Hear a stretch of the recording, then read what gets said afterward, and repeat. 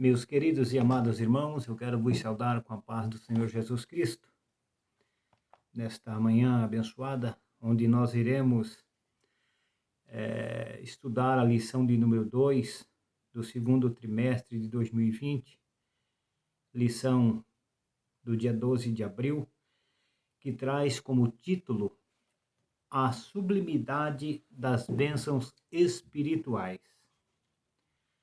O texto áureo está registrado na carta do apóstolo Paulo aos Efésios, no capítulo de número 1 e o versículo de número 3. E diz assim: Bendito o Deus e Pai de nosso Senhor Jesus Cristo, o qual nos abençoou com todas as bênçãos espirituais nos lugares celestiais em Cristo. A verdade prática nos diz assim: Deus nos elegeu em Cristo antes da fundação do mundo, para que desfrutássemos das bênçãos espirituais. Então nós podemos ver que mesmo antes da fundação do mundo, Deus, na sua presciência, no seu pré-conhecimento, ele já tinha nos elegidos em Cristo para que pudéssemos tomar posse das bênçãos espirituais que ele preparou para os homens. E a nossa leitura bíblica em classe, ela está registrada na carta de Paulo aos Efésios, capítulos 1, versículos 3, 4, 9 ao 14. E diz assim: Bendito o Deus e Pai de nosso Senhor Jesus Cristo, o qual nos abençoou com todas as bênçãos espirituais nos lugares celestiais em Cristo, como também nos elegeu nele antes da fundação do mundo, para que fôssemos santos e irrepreensíveis diante dele em amor, descobrindo-nos o mistério da sua vontade, segundo o beneplácito que propusera em si mesmo, de tornar a congregar em Cristo todas as coisas, na dispensação da plenitude dos tempos, tanto as que estão no céu, quanto as que estão na terra. Nele digo, em quem também fomos feito herança, havendo sido predestinados conforme o propósito daquele que faz todas as coisas segundo o conselho da sua vontade, com o fim de sermos para louvor da sua glória, nós, os que primeiro esperamos em Cristo. Em quem também vós estáis, depois que ouvistes a palavra da verdade, o evangelho da salvação, e tendo nele também crido, fostes selados com o Espírito Santo da promessa, o qual é o penhor da nossa herança, para a redenção da possessão de Deus, para louvor da sua glória. Amém. O título desta lição diz: A sublimidade das bênçãos espirituais em Cristo, né? E o que é sublimidade? É a condição do que é elevado. É digno de admiração, que está acima do humano, ou seja, a qualidade do que é divino. Então, devemos ter como sublime as bênçãos espirituais que o Senhor preparou para nós. E nesta manhã iremos discorrer um pouco sobre esta lição tão abençoada, que nos dá alegria, que nos dá conforto, que nos move a caminharmos mais e mais até chegarmos ao porto seguro. Introduzindo essa lição, desde sempre Deus teve um projeto preparado para tudo e sabendo qual seria o resultado final. Tudo o que existe não foram feitos por acaso. Deus não faz nada por acaso. Ele sempre tem um propósito em tudo o quanto ele faz.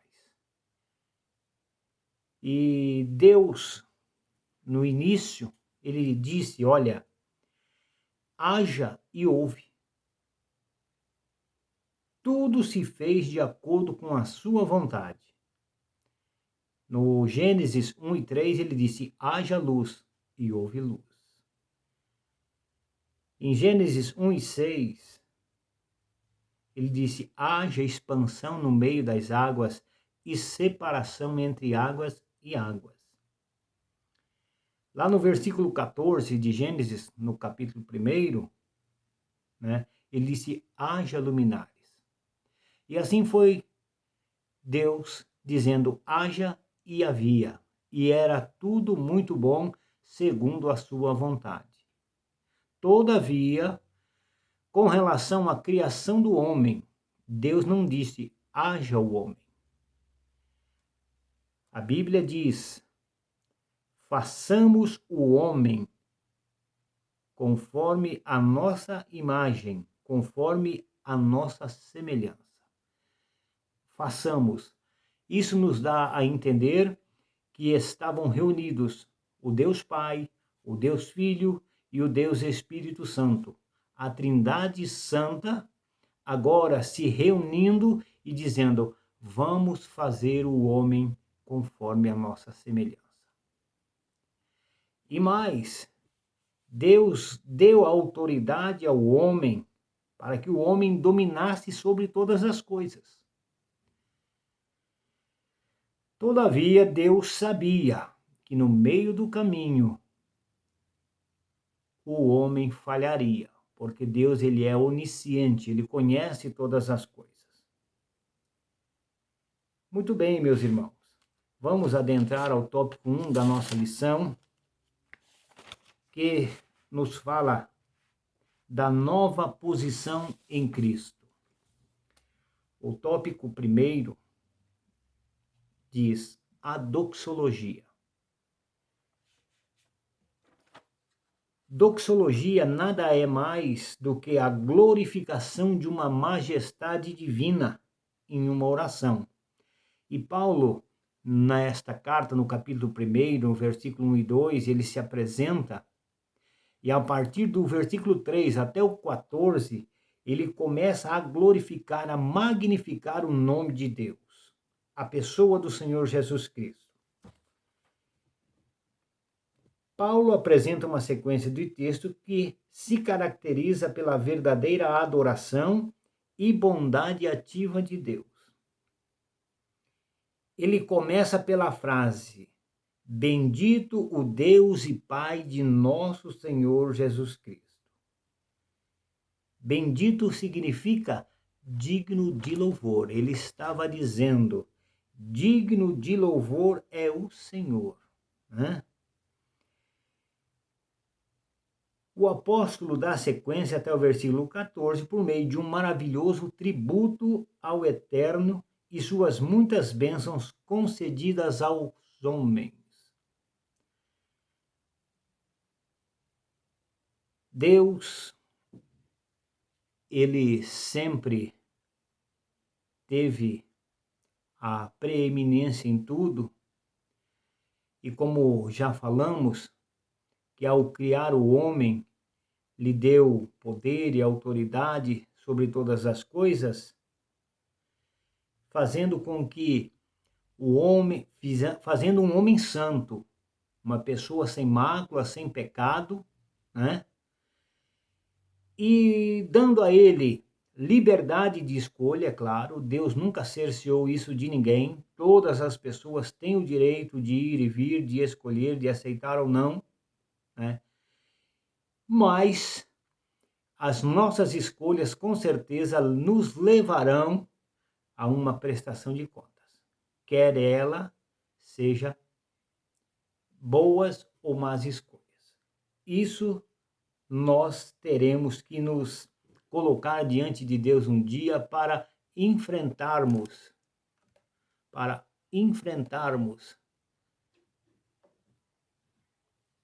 isso que está proposto por Deus. As bênçãos espirituais, como o próprio nome diz, bênçãos espirituais e não materiais.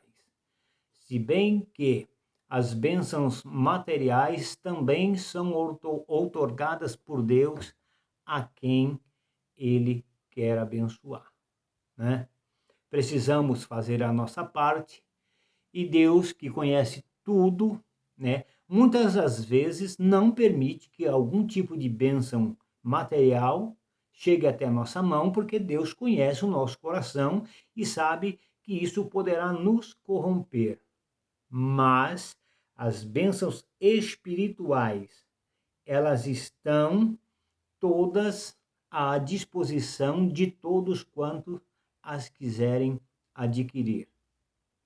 Muito bem. Essas bênçãos mencionadas na passagem de Efésios 1, 3 a 14, elas estão assim distribuídas. Deus nos elegeu para sermos santos, né? Então, veja bem, Deus, quando fez o homem santo, fez o homem puro, né? E Deus, Ele quer que nós continuemos sendo santos, que sejamos santos. E o que é ser santo? Ser santo é separado do pecado. Ser santo é ter uma vida longe da influência do mal. Deus também nos predestinou para sermos filhos, filhos por adoção através de Jesus Cristo. Deus nos fez agradáveis para si, né? Deus também nos remiu através do sangue de Jesus Cristo. Nós podemos comprovar isso lá na primeira carta de Pedro, no capítulo de número 1. Vamos ler essa citação. 1 Pedro, capítulo 1, e o versículo 17, que diz assim: E se invocais por Pai aquele que, sem acepção de pessoas, julga segundo a obra de cada um, andai em temor durante o tempo da vossa peregrinação, sabendo que não foi com coisas corruptíveis, como ouro ou prata, que fostes resgatados da vossa vã maneira de viver, que por tradição recebeste de vossos pais, mas com o precioso sangue de Cristo, como de um cordeiro imaculado e incontaminado. Então foi através do sangue de Jesus Cristo que nós fomos remidos, né?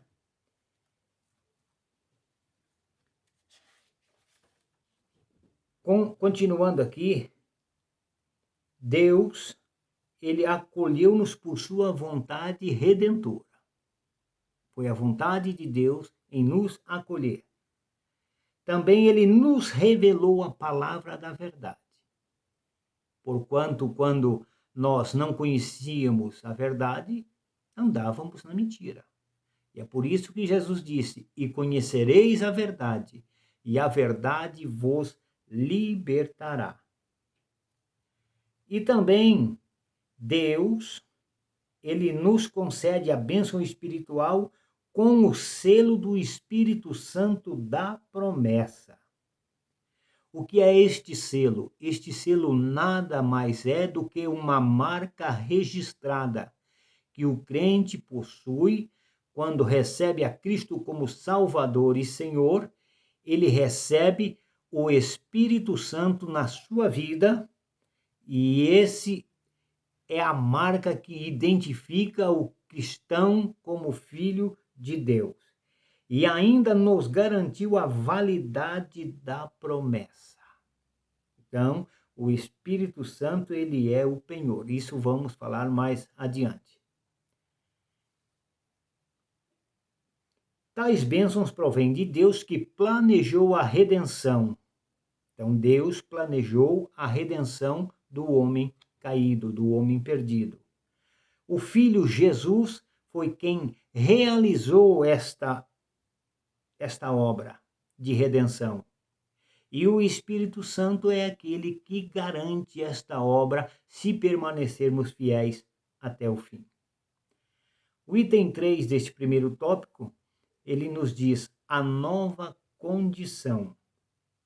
A expressão em Cristo significa que somos abençoados com toda a bênção espiritual, a partir de sua pessoa e obra realizada no Calvário. E relaciona-se ainda com a nossa experiência de conversão a Ele. Segunda carta de Paulo aos Coríntios, capítulo 5, e o versículo 17 diz: assim que, se alguém está em Cristo Jesus, nova criatura é. As coisas velhas se passaram e eis que tudo se fez novo. Ou seja, a nossa nova condição é a partir do momento em que recebemos a Cristo como Salvador e fomos então transformados em uma nova criatura. E as coisas antigas, elas se passaram, ficaram para trás e eis que tudo se fez novo. E a partir de então, o cristão, aquele que recebe a Jesus como Salvador e Senhor da sua vida, deve procurar de todas as formas andar em novidade de vida. Desse modo, não andamos mais em trevas, mas como filhos da luz. Andar em trevas significa andar na escuridão. Andar em trevas diz sem conhecimento da palavra da verdade, sem conhecimento da verdade, sem conhecimento de Jesus.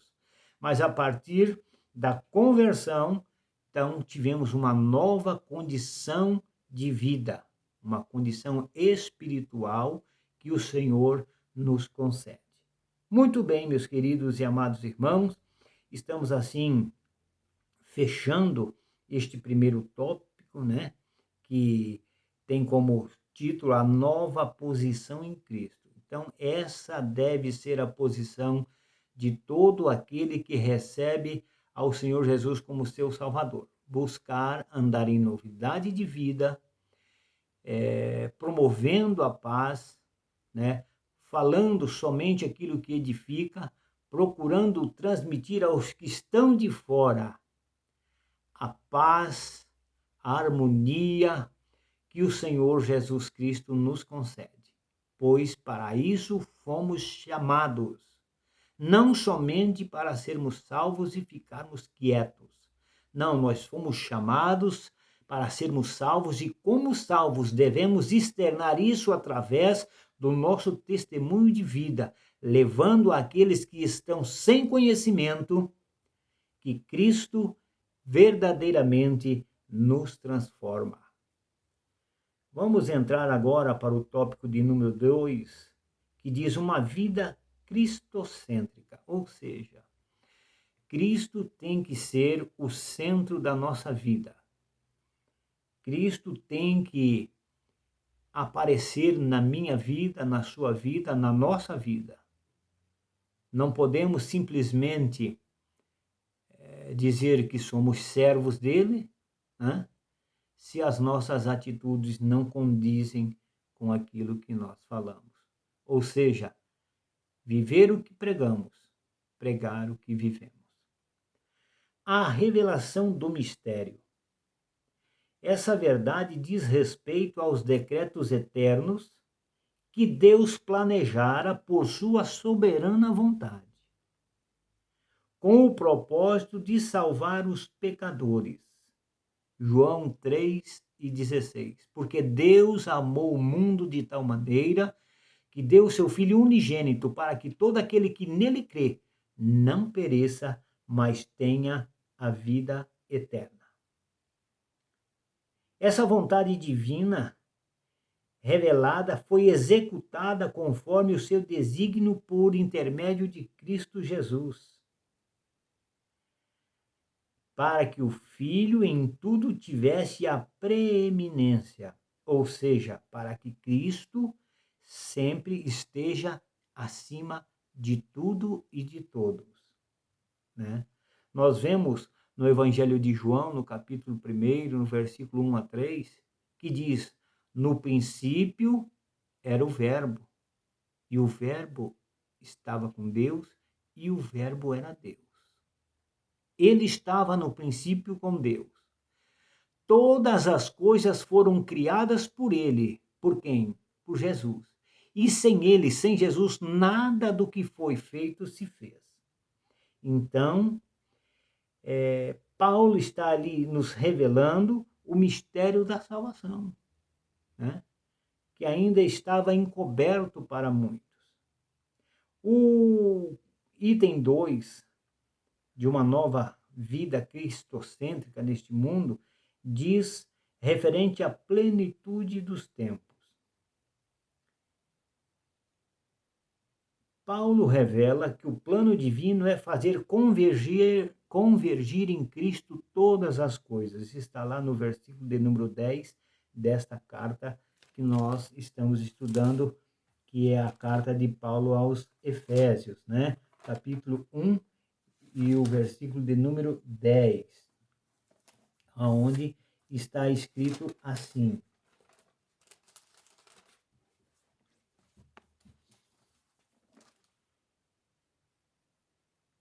de tornar a congregar em Cristo todas as coisas na dispensação da plenitude dos tempos, tanto as que estão no céu quanto as que estão na terra, né?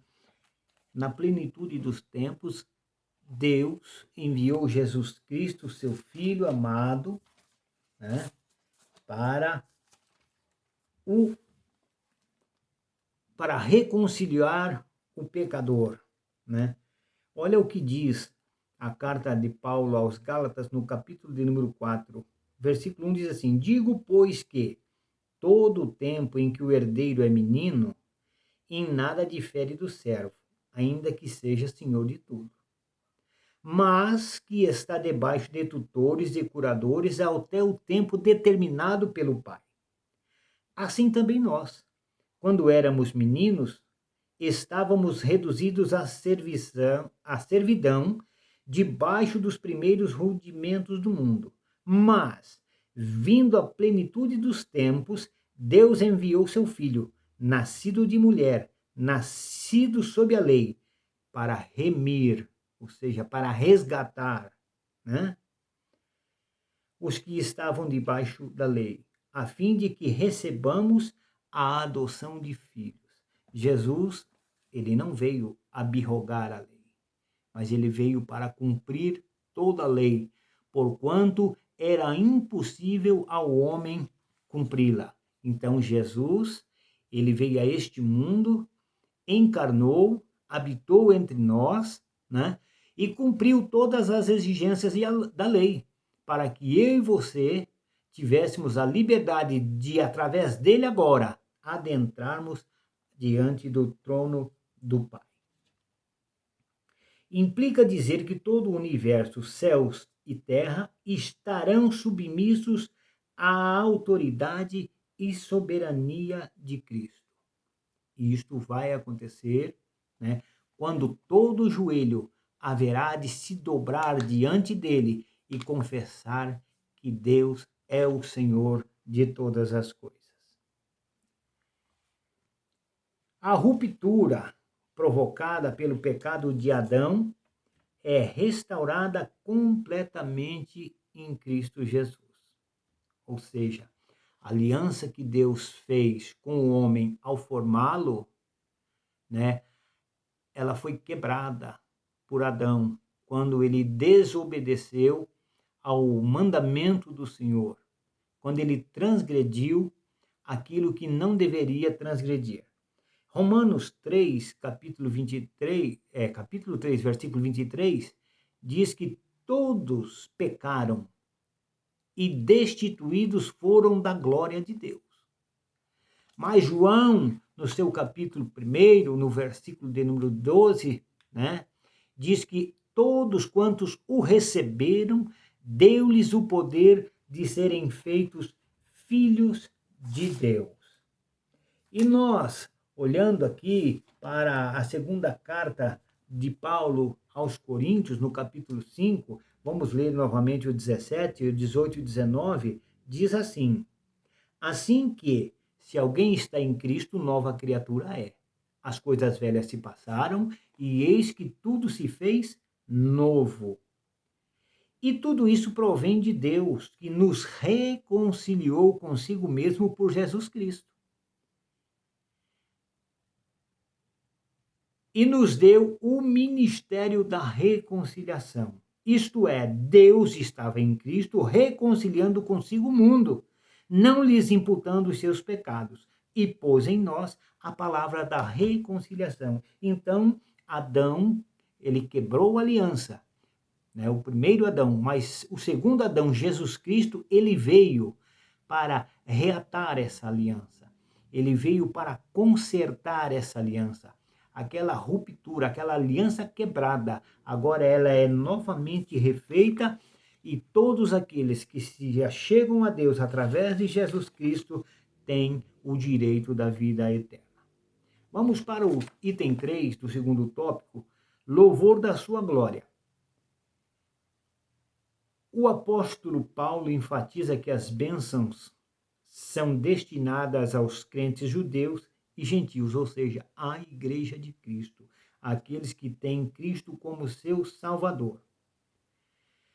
O propósito da eleição não é senão outro de louvar e glorificar a Deus, e não somente adorá-lo com palavras e ações, mas também levar a outros o mesmo, a fazer o mesmo. Então, é aquilo que eu já disse no início, né? O propósito da nossa eleição é de não é só de glorificar a Deus, mas também de fazer com que as pessoas que estão de fora, elas venham glorificar a Deus e fazer o mesmo.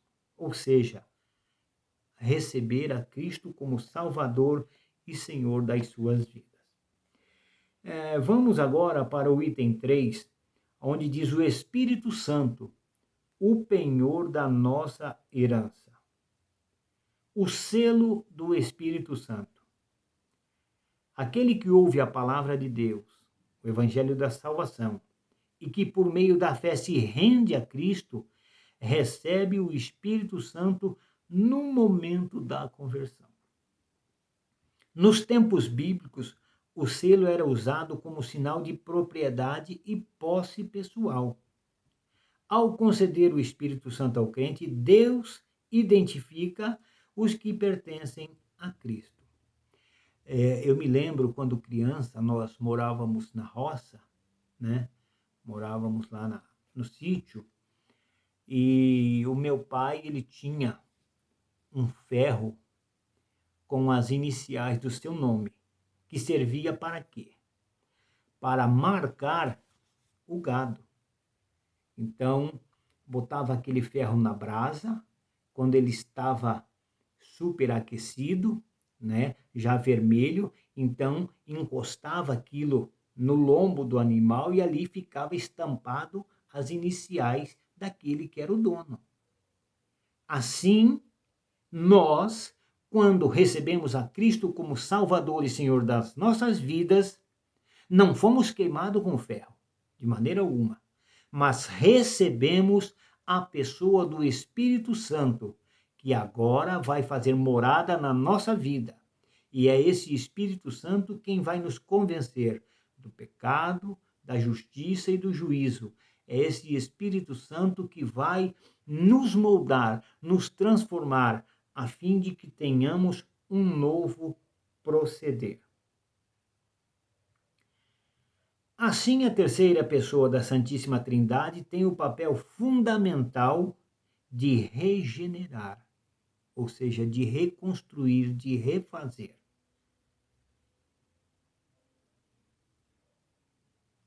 Purificar e santificar o pecador. Ele é quem convence o ser humano do pecado, da justiça e do juízo.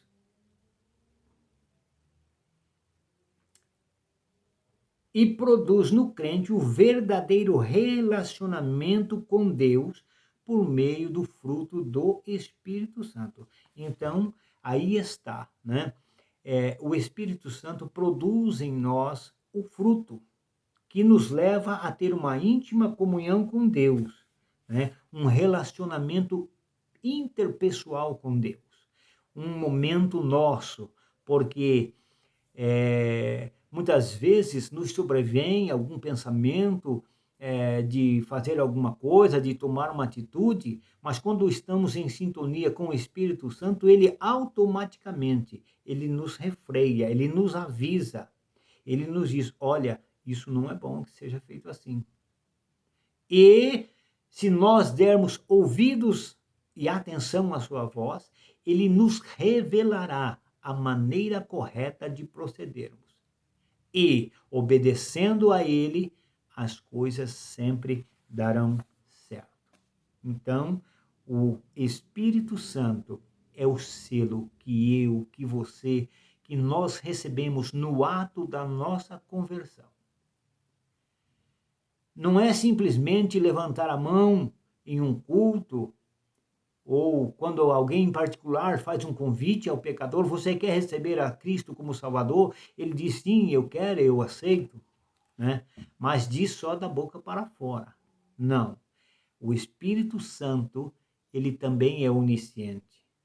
Assim como o Pai, como o Filho, ele também é onisciente, ele conhece todas as coisas, né? E ele conhece a intenção do nosso coração. Quando o homem, a mulher, aceita a Cristo como Senhor e Salvador, com sinceridade, com verdade, automaticamente ele passa a fazer parte da sua vida. Ele começa a transformar, a mudar, porque a gente, quando não conhece, está cheio de defeitos, está cheio de costumes, né? Tudo que não presta vem e nós, o ser humano é como uma curva de rio.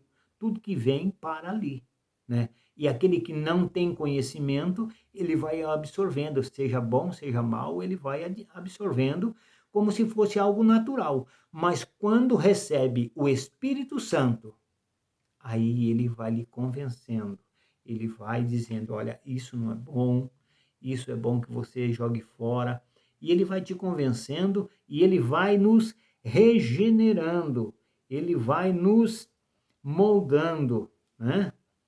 O Espírito Santo vai fazendo a obra de santificação. A santificação não é algo que acontece assim da noite para o dia, não. Ela é paliativa, ela vai indo de dia em dia, de momento em momento, né?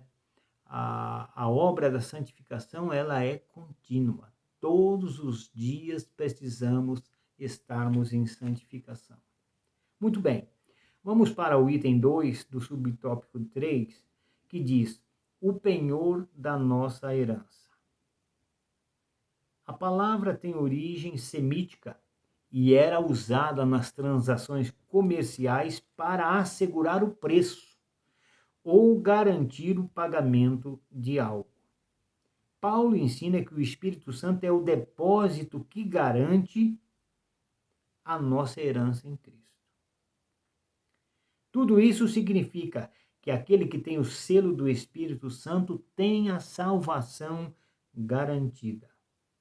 Porém, isso não quer dizer que o crente está salvo para sempre, independentemente de sua conduta, mas que a redenção está validada aos eleitos em Cristo que permanecem fiéis.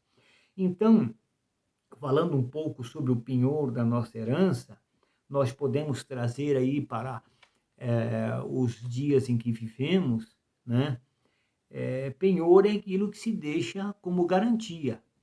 Então, eu quero comprar um determinado bem, alguém está vendendo e eu quero comprar, e eu preciso de um prazo. Então, essa pessoa, ela exige que eu faça um depósito, que eu dê algo em garantia, né, de que eu vou concretizar aquele negócio. E, então, não vamos colocar valores, mas algo, valor X, eu tenho Y e eu deixo aquele Y como garantia de que eu vou voltar para concluir esse negócio. E se, de repente, no meio do caminho, eu me arrepender, não quiser mais fazer o negócio, eu simplesmente vou perder aquilo que eu deixei como penhor, como garantia para que aquele negócio fosse realizado. Assim, assim é o selo do Espírito Santo. Ele é a nossa garantia de salvação. Porém, isso não quer dizer que se eu viver de qualquer forma, se qualquer pessoa que recebeu Jesus como seu Salvador e Senhor, né? Muitos pregam por aí que uma vez salvo, salvo para sempre. Isso é mentira, né? O salvo, ele é transformado, ele é regenerado, ele é renovado, né?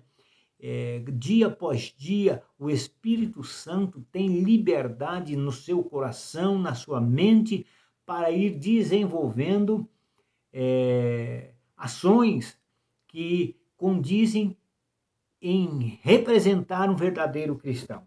Então, se nós vivermos de qualquer maneira, acharmos que já fomos perdoados e que esse perdão ele não vai ser revogado, então estamos incorrendo em um sério risco em perdermos a nossa salvação. Por isso, fica aí, meu irmão, você que está nos assistindo através dessa live, né? Uma, não diria assim uma repreensão, né?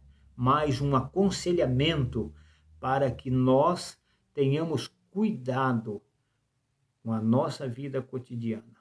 O que vamos fazer, aonde vamos, o que falamos, a que damos ouvidos, enfim, nós agora somos santos. Deus nos chamou e nos santificou. E Ele quer que a nossa salvação, a nossa santificação, ela seja todos os dias, né? E vamos concluir a nossa lição.